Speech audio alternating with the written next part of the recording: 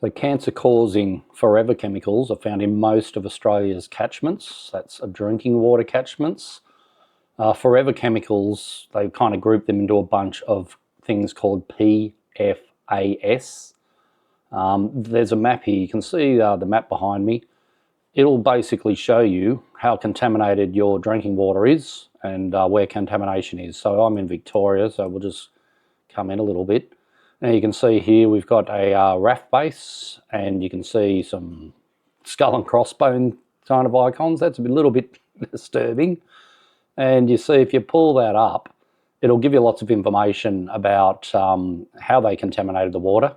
So this one was the RAF base was spraying foam retardants, so they would do practice and like in case a plane caught on fire. So apparently every day they filled up their tankers twice and emptied them all over the ground with cancer-causing chemicals. Thanks, government and the RAF base. So kind of you.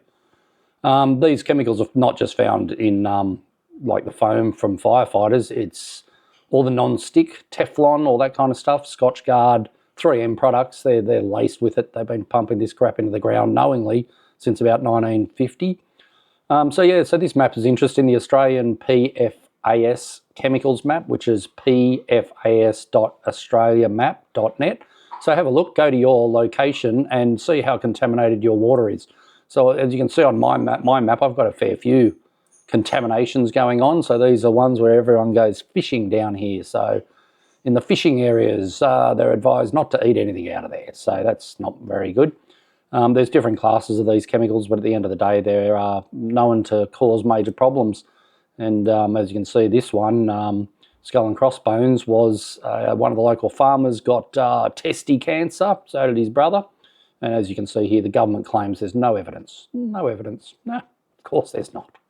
Trust the science from those guys. Safe and effective. All this stuff's very safe and effective. So interesting map. But anyway, so instead of trying to, scare the shit out of people, I'm going to put up a video now with how to get around this problem.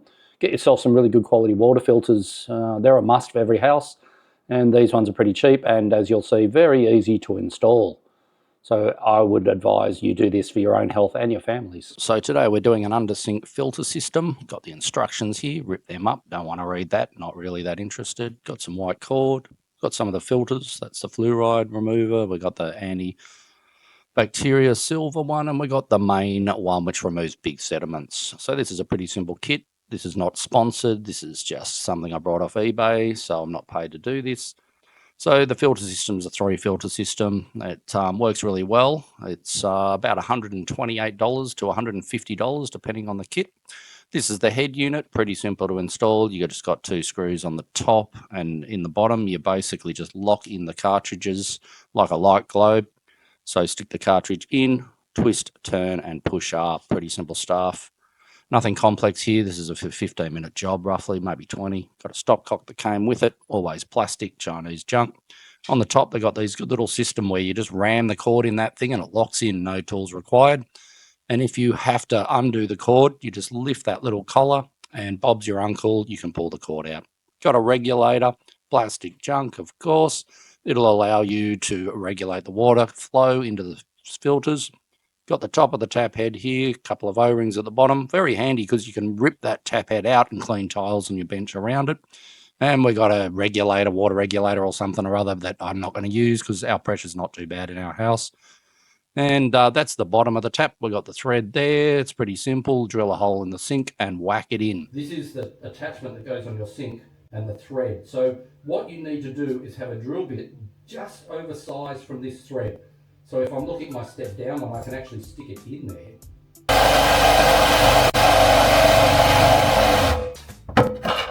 going to take. So that's what it will look like sitting on the sink. All right. Goes in the hole, and you can see 2 screws where it all fits under the bench. I've pre-done my screws, so I can just hang that head plate. You can roughly see it there. There's the head unit. You can kind of see it at that angle. All right, so we've got our head unit. Now, this head unit doesn't, it just hangs on those screws. So you can see that if I wanted to change this in and out, I can into a normal cold tap. So you need to have undone the hose, and then we want to only hand tighten this on. So, but this stopcock has a washer in it. So you just want to hand tighten this, and you want the front facing you. So you want, you know, to be able to touch the regulator thing here. And like I said, I'm not going to put some of the stuff that they sent me on this. So that's pretty much hand tight. All right, so we've got our cord here, and we're going to cut it to length. And I'll show you how easily these things go on. So the first part of the cord here, I'll turn this around so you can see it a bit better. All you've got to do is jam it in. Now that's it. I can't even pull that out anymore. That's done. And I want to go to the length to get into the side here. There's a little tiny joiner here. So we want length, and also give yourself a little bit of extra length so you can hide cords out of the way so people aren't going to bash it and that kind of thing. So my length I'm just going to do by hand. Make sure there's no kinks or anything in it.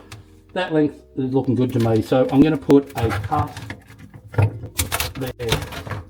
Now this cord gets jammed into the head. You see how simple that is? That's now a plumbed up connection here.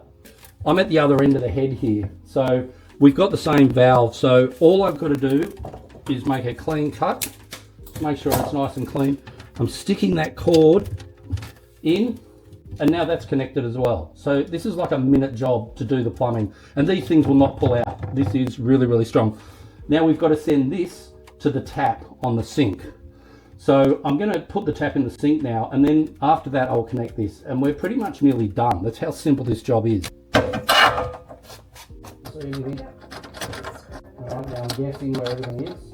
So most of everything we're dealing with is plastic, and it's garbage. It will snap. Alright, that's done really tight, so that's pretty good there. Alright. Now, I've got this little piece here. This connects to the underside of the thread on the tap. And we're just going to feel around. I can't see what I'm doing under the sink, so I'm just looking for bits. Here it is. All right, now that again is hand tight. Because it's got a washer in it, you don't want to use tools. All right, we're nearly finished this job. Now we're taking the cable, or the cord, and we're just going to roughly measure it out. So I'll be confidently cutting that. And now we're going to jam that into that fitting. Hopefully get a nice cut. All right, now we've just got to put our cartridges on. Now the first one we're doing is the SP or SF filter, which is, it's just going to get rid of the main contaminants. So we'll go under filter, under bench. All right, now these are just like so easy, like a light globe. So I'm just going to screw that, turn it till it doesn't turn, and it locks in. You feel them lock in. Next one we're going to throw in is nano silver. So this one's antibacterial, using silver, which is awesome. That's going to go in the middle. So we're just going to screw that in the middle, give it a couple of turns. It's about one turn, and then it goes up and in, and then once you can't turn it anymore, you know that is correct.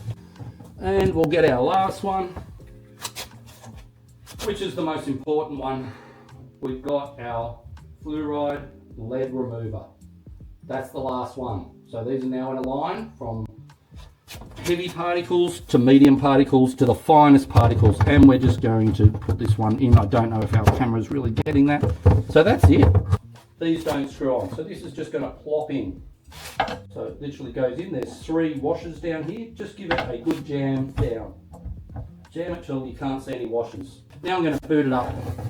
I'm going to open the water valve on the stopcock. You go underneath for me, yeah.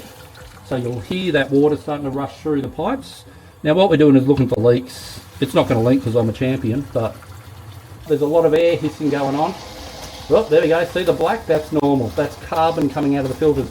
Now run this filter for about a minute. I'm not sure what the instructions tell you to do, but run the water for about a minute before you turn it off. It's just going to clean out carbon. It wouldn't hurt you, but you don't need to be drinking what's in that.